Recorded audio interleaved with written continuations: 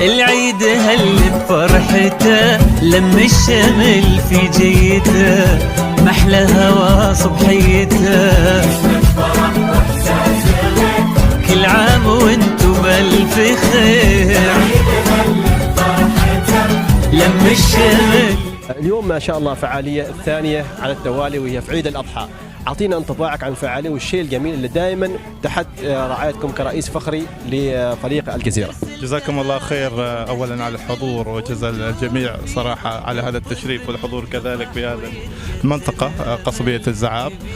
طبعا هذا الحدث اليوم هو عبارة عن استمرارية للحدث الأول اللي صار في عيد الفطر، وبعد ذلك النجاح يعني تقدم بعض الأهالي كذا مطالبتهم بوجود مثل هذه الأشياء الجميلة اللي تجذب الناس في منصة واحدة، يتلاقوا مع بعض، يسلموا مع بعض، وكذلك نفس الشيء يستفيدوا من الأشياء اللي موجودة، الأسر المنتجة، الأطفال يفرحوا بالأشياء الموجودة من خيول دراجات ويستمتعوا في نفس الوقت هذا. أولا أشكر أهالي قصبية الزعاب على التنظيم الرائع، على وقفتهم معنا بكل معاني يعني الإخلاص والوفاء اللي يقدموه لنا، جزاهم الله خير. إن شاء الله يعني نسمع عن الفعاليات وعن المنتزه الجميل هذا، وهذه أول زيارة لنا له أنا والأولاد ما شاء الله، ومكان جميل وممتع حقيقة. يعني نتمنى أنه الجميع يشارك فيه ويحضر. طبعا هذا أتوقع تم حسب ما سمعت بجهود أهلية. يا بار البيت يا شبري أبري قصر عود شيبني، أنا باب كبر سني راسي شاب لكن فراج بحبي شيبني. الخير من ربي كثير هلت بشير السعد والكل فينا مستعد ما مثل هالفرحة. صراحة ما توقعت الحضور بهذا العدد. أهم شيء في العيد فرحة الأطفال، نشوف فرحة الأطفال خلاص أنت ترتاح أصلا، وما شاء الله تواجد الأطفال والمكان مهيأ لهم، ونشكر القائمين على هذا الموضوع. إقامة هذا المكان متنفس للأطفال. صح أن الجو حار، لكن تعرف أنت سويت شيء للأطفال تلقاهم موجودين وهم اللي حلوا المكان. طايح من فراش من يومين خاطف على الزايد واللومي، كح كح ما شي نصح كل نصح ما شي نصح كل كح كح كح، خاطف على الزايد واللومي. عندنا السوشي وعندنا ذرع وعندنا الشوربة البحرية. أعطينا طريقة الشوربة البحرية كيف تبدأ بها؟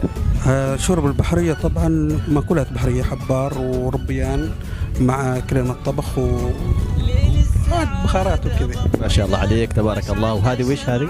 هذا الذرع وهذا سوشي. هذا السوشي كيف طريقتها؟ سوشي هذه أكلة هي يعني تشاينية تايلاندية كذا. هذه المشاركة جات بدعوة من فريق الجزيرة.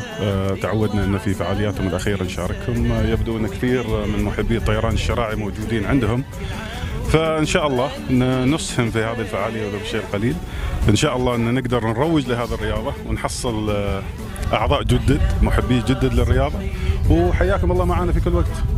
يسمونها ترايك، ثلاثية العجلات، تجي على الطيران الشراعي يجي على 3 مراحل. الباراجلايد اللي هو بدون محرك فقط بالاستعانة بالطيارات الهوائية، الباراموتر اللي هو شخص واحد يربط المحرك على ظهره ويطير، والترايك اللي هي ممكن تاخذ فيها شخصين في أغلب الحالات. الفكرة أنك أنت تستعين بجناح عشان تحصل على الرفع اللي تحتاجه، تستعين بمحرك عشان تحصل الثرست أو قوة الدفع، وسكايز ذا ليميت مثل ما يقول الإنجليز. هذا العطور طبعا احنا نعملها في البيت، يعني نجيب مواد الخام ونتم خلط العطور مع بعض، ثم نعرضها للزباين على اساس انها عطور محليه منزليه مش مستورده.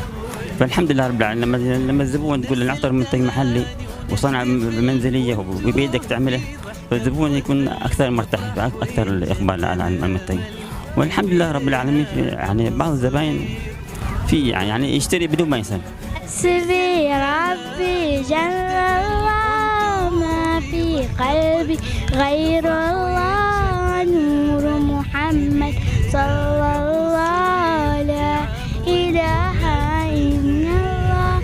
أول شيء عملنا هالفعالية، طبعا تعرف الحين أيام عيد، فالأطفال يحتاج لهم متنفس، وخصوصا الحين يعني ما في اماكن قريبه الا اذا يروح اماكن بعيده. فعملنا هالفعاليات كلها علشان تعرف الشباب الصغاريه يلعبوا ويتنفسوا ويروحوا عن انفسهم يعني.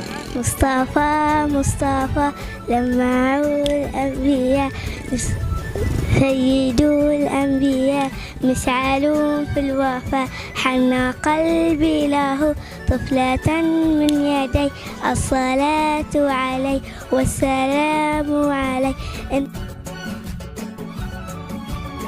هلت تباشير السعد والكل فينا مستعد ما مثل هالفرحة أبد الخير من ربي كثير. هلت تباشير السعد والكل فينا مستعد ما مثل هالفرحة أبد والخير من ربي كثير. كل عام